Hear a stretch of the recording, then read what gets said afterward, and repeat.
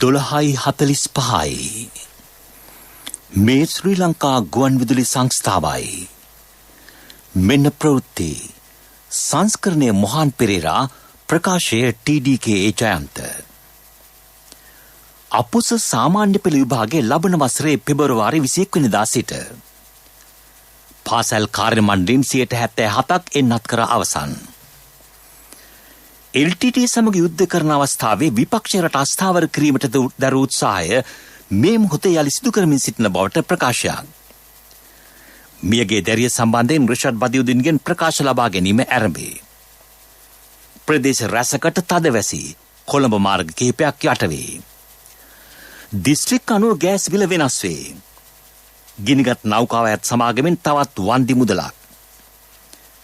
මීමුරේ ගම සමග පිළිසඳර ගැටළු වලින් 85ක් විසඳා අවසන්. ඔලිම්පික් කුල්ලේ ජූඩෝ ඉසව්වෙන් ශ්‍රී ලංකාව ඉවතට නිලුවක සහභාගී වන තවත් තරගයක් පස්වරුවේ. ඉන්දියාවේ රජයේ පාසල් වලින් 35%කට ජල පහසුකම් නොමැති බව හෙළිවෙයි. 2021 අපොස සාමාන්‍ය පෙළ විභාගය ලබන වසරේ පෙබරවාරි 21 වෙනිදා සිට මාර්තු 3 වෙනිදා දක්වා පැවැත්වේ. අමාත්‍ය මහාචාර්ය ජී.එල්. පීරිස් මහතා කොළඹ අද පැවති මාධ්‍ය හමුවකදී මේ බව කීවේය. 2021 අධ්‍යාපන පොදු සහතික සාමාන්‍ය පෙළ විභාගය පවත්වන්නට නියම වෙලා තිබුණේ 2022 ජනවාරි මාසයේ. අපි දැන් තීරණය කළා තිබෙනවා රටේ පවතින COVID-19 තත්ත්වය නිසා මේ විභාගය ටිකක් කල් දාන්න. ඒතර ඒ තීරණය අනුව අපන පොදු සහතික සාමාන්‍ය පෙළ විභාගය පැවැත්වෙන්නේ එන අවුරුද්දේ 2022 පෙබරවාරි 21 වෙනිදා සිට මාර්තු 3 වෙනිදා දක්වා. පෙබරවාරි 21 සඳුදා සිට මාර්තු 3 වෙනිදා බ්‍රහස්පතින්දා. පාසල්වල ගුරුවරුන් සහ අනධ්‍යයන කාර්ය මණ්ඩලයේ බොහෝ පිරිසක් මේ වන විට එන්නත් කරණයට ලක් කර ඇතැයි අමාත්‍ය මහාචාර්ය ජී.එල්. පීරිස් මහතා එම මාධ්‍ය හමුවේදී කීවේය. එහිදී බස්නාහිර පාතේ 98%කට එන්නත ලබා දී ඇත. දකුණේ 83%ක්ද වයඹ හා උතුරු මැද 82% බැගින්ද ඌව පළාතේ 80%කටද එන්නත විද තිබේ. එමෙන්ම මධ්‍යම 79%ක්, උතුරේ 62%ක්, සබරගමුවේ 52%ක් සහ නැගෙනහිර 48%කට එන්නත ලබා දී ඇත. සමස්තයක් ලෙස රටේ පාසල් කාර්ය මණ්ඩලයෙන් 77%කට කොවිඩ් එන්නත ලබා දී අවසන්ය.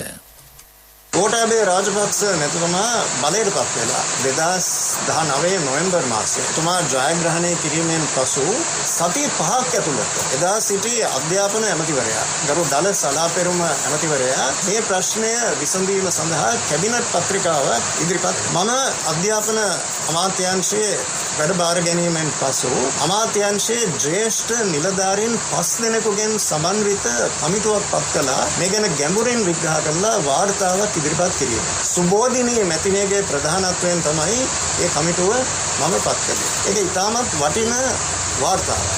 සෑම පැත්තක්ම අධ්‍යයනය කළා බොහොම ගැඹුරින් මේ ප්‍රශ්න විශ්ලේෂණය කළා තමයි සුබෝධිනී වාර්තාව සකස් කළේ. මේ සම්බන්ධයෙන් වෘත්තීය සමිතිය සමග දීර්ඝ සාකච්ඡාවක් පැවැත්වුණා. සුබෝධිනී වාර්තාව එහි අන්තර්ගත කරුණු අද කැබිනට් මණ්ඩලයේ හවස 5ට රැස් වන විට මම කැබිනට් පත්‍රිකාව ඉදිරිපත් ඒත් මම වෘත්තීය සමිතිවලට කියලා තියෙනවා හෙට උදේම මම මේ වෘත්තීය සමිතිය හමු වෙනවා කියලා අනාගත වැඩපිළිවෙල සාකච්ඡා කිරීම සඳහා 2009 වසරේ ත්‍රස්තවාදය අවසන් කිරීමට මහින්ද රාජපක්ෂ ජනාධිපතිතුමාගේ රජය ක්‍රියා කරන විටද එක්සත් ජාතික පක්ෂයේ ප්‍රමුඛ විපක්ෂය වර්ජන රැල්ලක් ක්‍රියාත්මක කරමින් රට අස්ථාවර කිරීමට උත්සාහ දැරූ බව පාර්ලිමේන්තු මන්ත්‍රී සාගර කාර්යවසම් මහතා කියා සිටී. එවැනි උත්සාහයක් කොවිඩ් මර්ධනයටද රජය කටයුතු කරන මේ මොහොතේ විපක්ෂය සිදු කරමින් සිටින බව ඒ මහතා පෙන්වා දෙයි. LTT සංවිධානයට යුද්ධයට වඩා දැන් කොවිඩ් සමග කරන සටන භයානකය. ඒ රට පුරා කරන සටනකි. එම නිසා ජනතාවගේ ජීවිත ආරක්ෂාව වන මේ තීරණාත්මක අවස්ථාවේ රට ගැන සිතා තීන්දුව తీරන ගන්නා ලෙස ඒ මහතා ජනතාවගෙන් ඉල්ලා සිටී. ගුරුවැටුප් විෂමතා ඉවත් කිරීමට රජය දැන් ක්‍රියාමාර්ග ගෙන තිබේ. ඒ සම්බන්ධයෙන් රජය තා සංවේදීව ක්‍රියා කරනු ඇත. ජනාධිපතිතුමාගේ සෞභාග්‍ය දැක්ම ප්‍රතිපත්ති ප්‍රකාශයේද මේ පිළිබඳව පැහැදිලිව සටහන් කර ඇත. මේ නිසා වත්මන් ජනාධිපති ගෝඨාභය රාජපක්ෂ මැතිතුමා බලයට පැමිණ සති 5ක් ඇතුළත ඊට අදාළ කැබිනට් පත්‍රිකාවක් ඉදිරිපත් කළේය. ඉන්පසු සුබෝධිනී මහත්මියගේ කමිටු වාර්තාව ඉලි දැක්වුණි. එම වාර්තාව අද කැබිනට් මණ්ඩලයට ඉදිරිපත් කිරීමටද නියමිතයි. 1995දී ගුරු සේවා ව්‍යවස්ථාව ඇති කළ මොහොතේ සිට මෙරට බිහි වූ ප්‍රගතිශීලී රජයන් ගුරුවරුන්ගේ වැටුපිෂ්ණතා ඉවත් කිරීමට සාධනීය පියවරගත් බව ශ්‍රී ලංකා පොදු ජන අධ්‍යාපන සේවා සංගමේ සභාපති වසන්තා හඳපාංගොඩ මහත්මිය කියයි. සුබෝධිනී වාර්තාව ක්‍රියාත්මක කිරීමට රජයේ සියලු කටයුතු සූදානම් කර තිබේ. එවැනි මොහොතක ජෝසප් ස්ටාලින් ඇතුළු ගුරු නියෝජිතයන් කියා ගන්නා පිරිස් සිදු කරන උද්ඝෝෂණ හා වර්ජන දේශපාලන අවශ්‍යතාවන් මත ක්‍රියා කරනක් බව මෙරට සමස්ත ගුරු පරපුර අවබෝධ කරගත යුතුයයි ඇය පවසයි.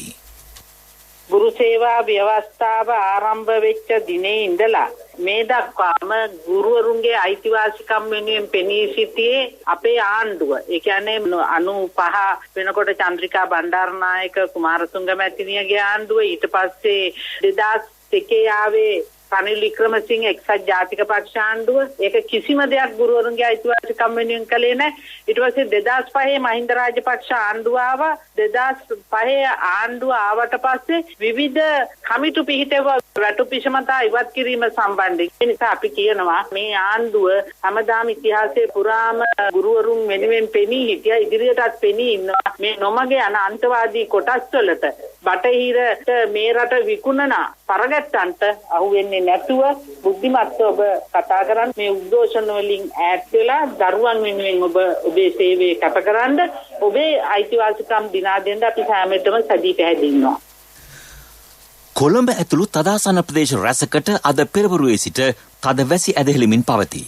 බස්නාහිර, සබරගමුව, මධ්‍යම පළාත්වලත් ගාල්ල හා මාතර දිස්ත්‍රික්කවලටත් ප්‍රධාන ලෙස මෙම වැසි තත්ත්වය පවතිනු ඇත.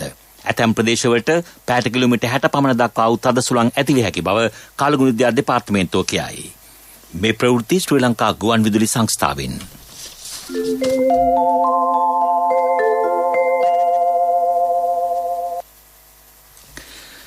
වෙළඳ කටයුතු, රැකියා අවස්ථා, සංචාරක, සංස්කෘතික කටයුතු, ආයෝජන, තරුණ හුවමාරු වැඩසටහන් ජාතීන් අතර සමීප සම්පතා ගොඩනගන බව ප්‍රංශයේ ජපානයේ හිටපු ආර්ථික හා වෙළඳ ඇමති ඔබුචි යුකෝ මහත්මිය පවසයි.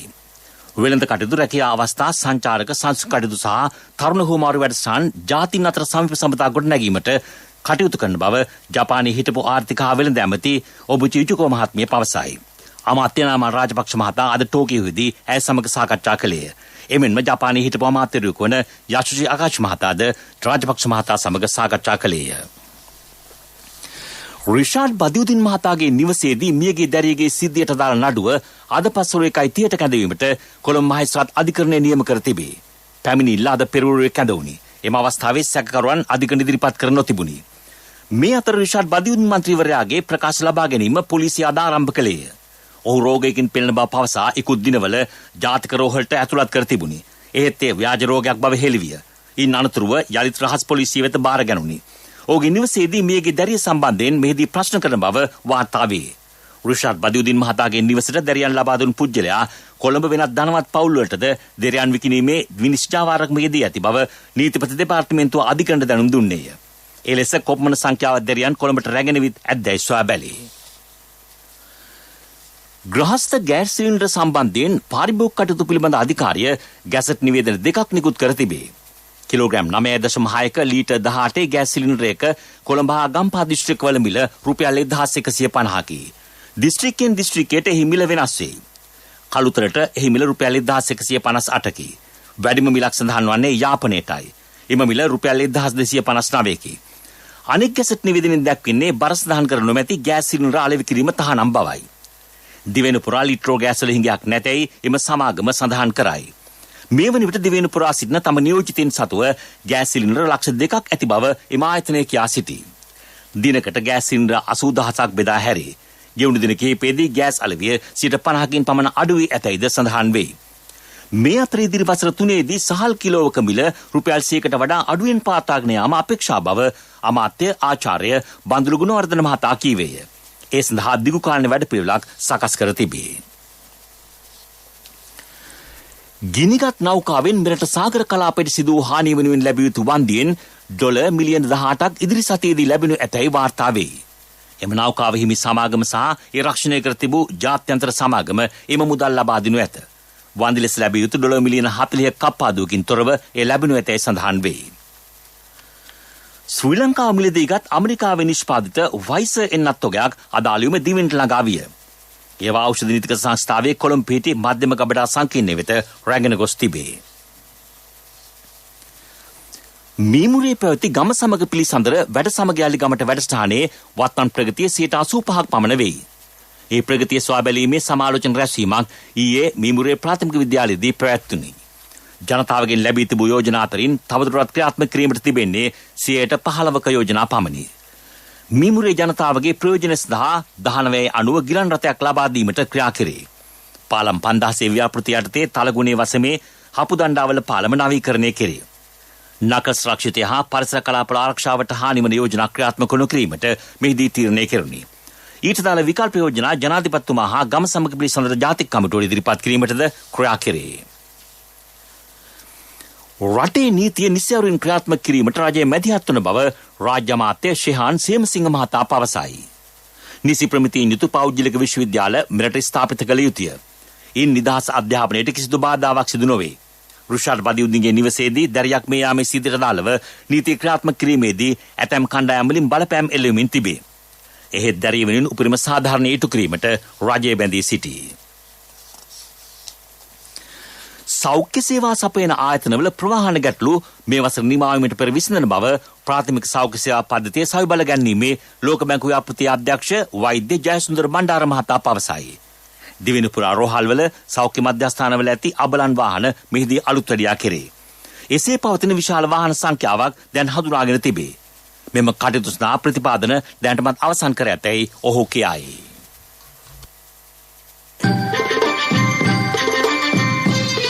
ප්‍රමුඛ පුවත ඔබ වෙත ගෙනෙන්නේ සෑම ගෙදරකම සිටිය යුතු වෙද මහත්මයා සිද්ධාලේප. මෙරට වාර්ෂිකව භාවිතයෙන් පසු ප්ලාස්ටික් යෝගට් කෝප්ප ටොන් 100ක් පමණ පරිසරයට බැහැර කරන බව පරිසර අමාත්‍යාංශය කියයි. බැහැර කරන මෙම යෝගට් කෝප්ප වලින් ප්‍රතිචක්‍රීකරණය කෙරෙන්නේ 7%ක් පමණි. මේවාට සමාන තවත් ප්ලාස්ටික් කෝප්ප මිලියන 45ක් මාසිකව පරිසරයට එක් කෙරේ. මෙම නිෂ්පාදන තහනම් කිරීම කළ නොහැක්කේ ඊට විකල්ප නොමැති නිසාය. කෙසේවත් යෝගට් හැඳි ඉදිරියේදී තහනම් කෙරේ. තහනම් කිරීම සඳහා යෝජිත තවත් ප්ලාස්ටික් නිෂ්පාදන 8ක ලැයිස්තුවක් අමාත්‍ය මණ්ඩලයට ඉදිරිපත් කර ඇත. ප්‍රතිචක්‍රීකරණය සඳහා යෝගට් කෝප මිලදී ගැනීමේ මධ්‍යස්ථාන සංඛ්‍යාව වැඩි කිරීමටද ඉදිරියේ ක්‍රියා කෙරේ. ප්‍රමුඛ පුවත ඔබ වෙත ගෙන ආවේ සෑම ගෙදරකම සිටිය යුතු වෙද මහත්මයා සිද්ධාලේප. ශක්ති හඬ අවධානය පිණිසයි. පාසල් විවෘත වූ පසු දරුවන්ට සහන මිලට මුව ආවරණ ලබා දීමේ වැඩපිළිවෙලක් ක්‍රියාත්මක කෙරේ. ඊට දාල නිෂ්පාදන සමාගම් සමග සාකච්ඡා කළ බව වෙළඳ අමාත්‍ය ආචාර්ය බන්දුල ගුණවර්ධන මහතා පවසයි. විදෙස් පුවත්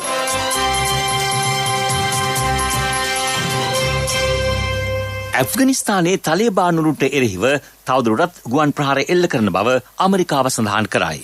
එම හමුදා ඉවත් යාමත් සමග එරටේ සටන් උග්‍ර වී තිබේ. තමන් සැමවිටම ඇෆ්ගනිස්තාන හමුදාවට සහාය දක්වන බව ඇමරිකාව ඊයේ සඳහන් කළේය. තලිබාන් සංවිධානයට කෙදිනකවත් ඇෆ්ගනිස්තානයේ බලය අල්ලාගත නොහැක. එරට ජනතාවට සහ ලෝකයාට තමන් බලවත් යයි ප්‍රදර්ශනය කිරීමට තලිබාන් සංවිධානය උත්සාහ කරමින් සිටී. ඇෆ්ගනිස්තාන ආරක්ෂක හමුදාවේ නොසලකිලිමත් භාවය නිසා තලිබාන්රුන් ඇතැම් ප්‍රදේශවල බලය අල්ලාගෙන සිටින බව ඇමරිකාව කියයි. ඉන්දියාවේ රජයේ පාසල් වෙන 35%කට වැඩි සංඛ්‍යාවකට ජල පහසුකම් නොමැති බව හෙළිවෙයි. ඒ වෙනුවෙන් දින 100ක ජීවන වැඩසටහන දැන් ක්‍රියාත්මකයි.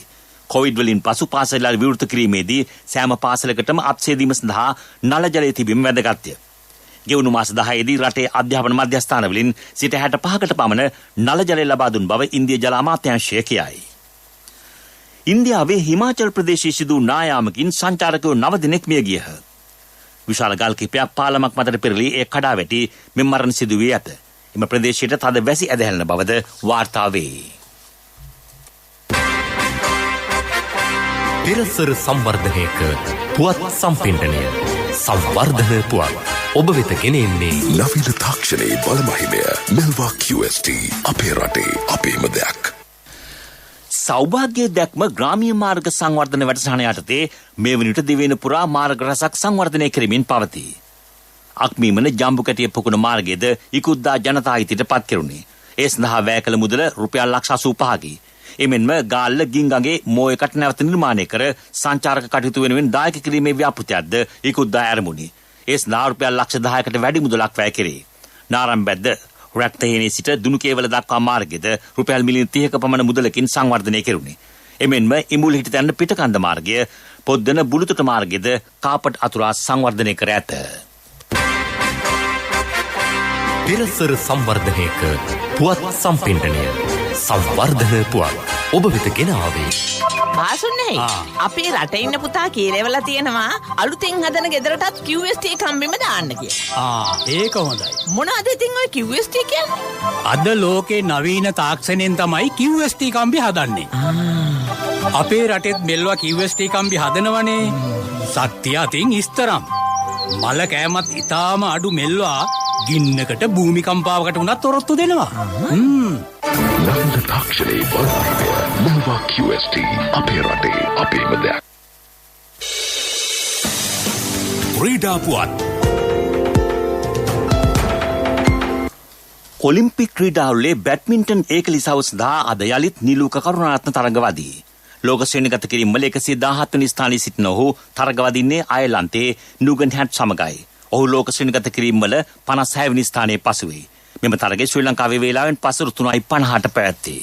ටෝකියෝ ඔලිම්පික් ක්‍රීඩාවලේ අද පැවති ජූඩෝ ඉසව්වෙන් ශ්‍රී ලංකාවේ චාමර ධර්මවර්ධන පළමු වටෙන් ඉවතට විසිවිය. කිලෝග්‍රෑම් 63 බරපන්ති යටතේ ඔහු ජිබුටි රාජ්‍යයේ හුසේන් ඒඩන් ඇලෙක්සැන්ඩර් සමග තරගයට එක්වුණි.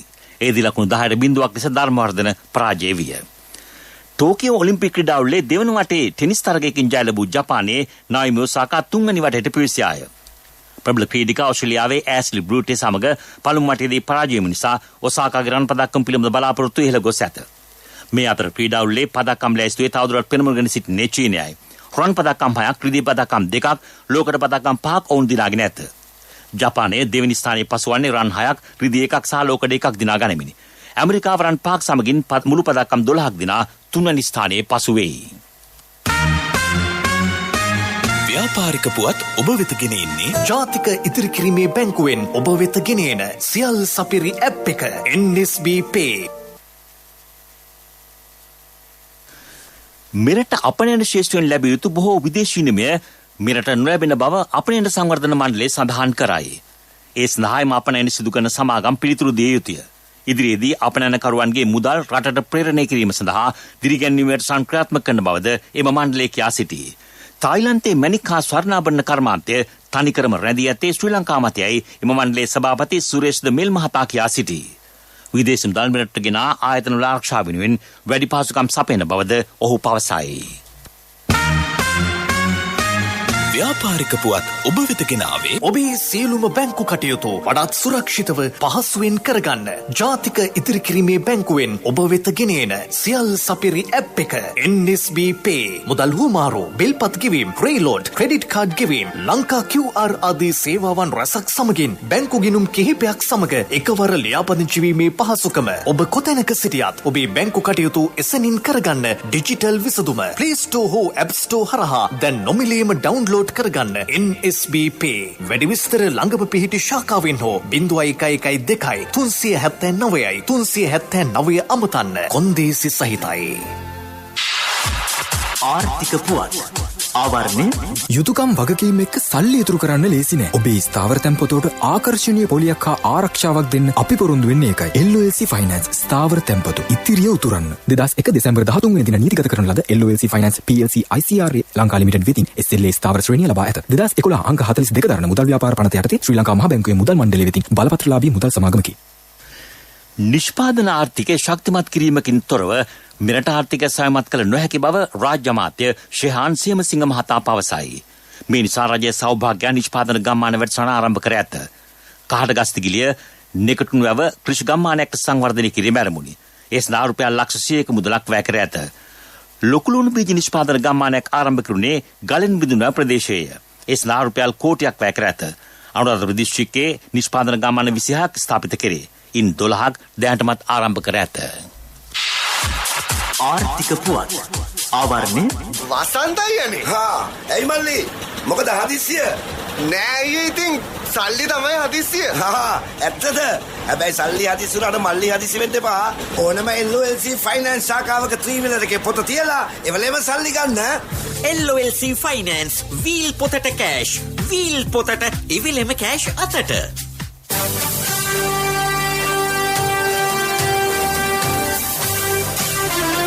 කාලගුණ වාර්තාව ඔබ වෙත ගෙන එන්නේ සයුරු දීවර කාලගුණ තොරතුරු සේවාව. ඔබගේ ප්‍රදේශයට අදාළ කාලගුණ තොරතුරු නොමිලේ එසැනින් ඔබේ ඩයලොග් දුරකථනයට 828 අමතා ලියාපදිංචි වන්න. දීවර හා ජලජ සම්පත් දෙපාර්තමේන්තුව සහ කාලගුණ විද්‍යා දෙපාර්තමේන්තුවේ ඉදිරිපත් කිරීමකි. සයුරු සමග සුරැකීම. කොළඹ ඇතුළු තදාසන්න ප්‍රදේශ රැසකටම අද පෙරවරුවේ සිට තදවැසි ඇදහැලිමින් පවතී. බස්නාහිර සබරගමුව මධ්‍යම පළාත්වලත් ගාල්ල හා මාතර දිස්ත්‍රික්කවලටත් ප්‍රධාන වශයෙන් මේ වැසි තත්ත්වය පවතිනු ඇත. ඇතැම් ප්‍රදේශවලට පැයට කිලෝමීටර් 60 පමණ දක්වා වූ තද සුළං ඇතිවිය හැකි බව කාලගුණ විද්‍යා දෙපාර්තමේන්තුව කියයි.